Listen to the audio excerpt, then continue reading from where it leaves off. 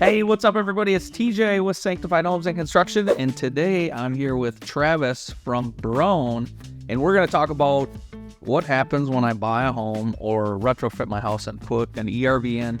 What's inside it? How do I take care of it? What should I be? Yeah. So this is our Broan AI Series product.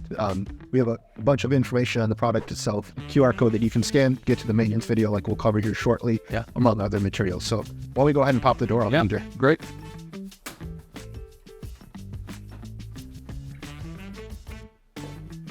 So the door set to the side, kind of a few key components we have here. The first is the filter. So we talked about that fresh air coming into the home, into the ERV. This filter is our first line of defense. So you can see this has been running for a little bit now. Filter maintenance typically with this type of product, this is a washable type filter. So we could take this and run it under a typical faucet, nothing high pressure, be able to wash out all that debris that we see there. Does it last for a certain time? Like I should replace this eventually? Or I mean, obviously, if you take care of it, we ask that it's looked at every 3 months. Obviously, depending on what's going on in your area, like we're in a pretty high construction area, probably the reason we're seeing much of this dirt build up that you have here. You guys are building, getting a hole next door. But yeah, so typical maintenance on that three month cadence. And again, this is a washable filter, so again, you can wash it, let it set to the side, put it back into the unit, and you're good to go. Okay, and like you said, it's just rinse water. Yep, just rinse water. You can use a little mild detergent if you so please, but mainly just use some low pressure water and get all that debris off. Awesome. So obviously the big stuff as well, we got some bugs building up. Sure. The other filter we have in the product is simply just from a debris standpoint, it's honestly just protecting our recovery core. So when we go into a recirculation cycle, whether it's for defrost or for if we select that recirculation mode, this is just to protect the core. Same thing, this is washable, run under a faucet. Nothing too much there. The next is our recovery core. So in the case here, this physically gets pulled out. We will want to know kind of the orientation of this with this recovery core. But again, as you can see, the recovery core itself filled with thousands of these little air channels. So this is where we're going to bring that fresh air in. It's going to pass through that filter. And then this is where our fresh air would enter this recovery core. And then what we're going to do is we're going to take the stale air out of the house. So that polluted air we're pulling from different areas, that's going to come through the other side. And so there's no contamination. These are passing basically within channels that are perpendicular to one another. So we're not getting the fresh air we're bringing in is not being contaminated by the stale air we're pulling off. From a maintenance standpoint, with this particular core, all we're looking to do is really get rid of the big stuff. And so this would be using like a vacuum with a bristle brush attachment. Shop vac, anything basically just to draw whatever it is that's inside these channels out. We don't want to push it in further. And again, the efficiency of this core is really related on how well the air can pass through.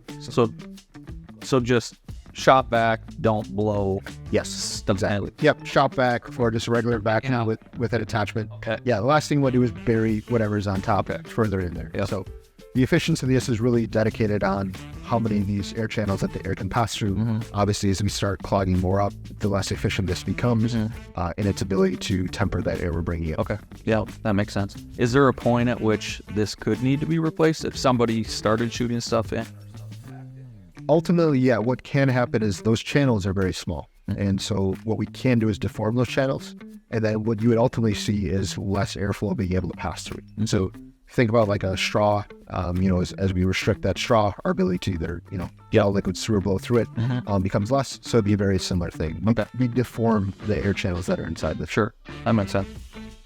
So once that's, again, been taken care of and vacuumed off, our next step would be to take care of the interior of the product itself. So this happens to be a complete one piece of foam. Like you saw, some of those bugs can collect over time, depending on which side. So in the case here, what we do is we just take a damp cloth and go ahead and wipe off any surfaces. You could use that vacuum cleaner too if you want to suck out anything. And again, we just be mindful of making sure that any of the components are nice and clean. We're not having anything debris-wise inside there. So pretty straightforward that way. We do have a condensation tray. You'll just want to make sure, again, none of the big stuff's in there.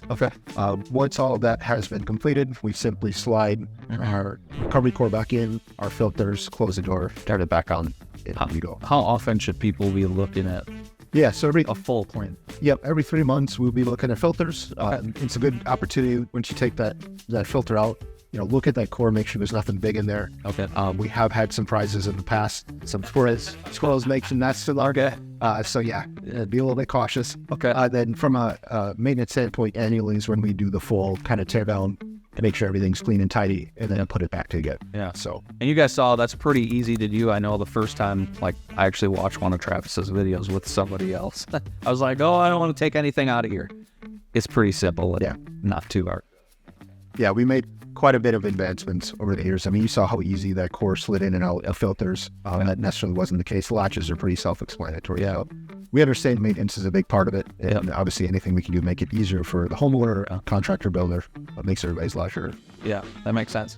So guys, if you're thinking about building, you have a house, you definitely should be thinking about an ERV in your home for the fresh air, for the health benefits, among other things. But you guys can find Travis and stuff on the ERV at www.broan.com. Okay, perfect. So if you guys have questions for me, make sure you reach out. Our pop-up information should be coming up. But in the meantime, don't forget to raise your standard. We'll talk to you soon.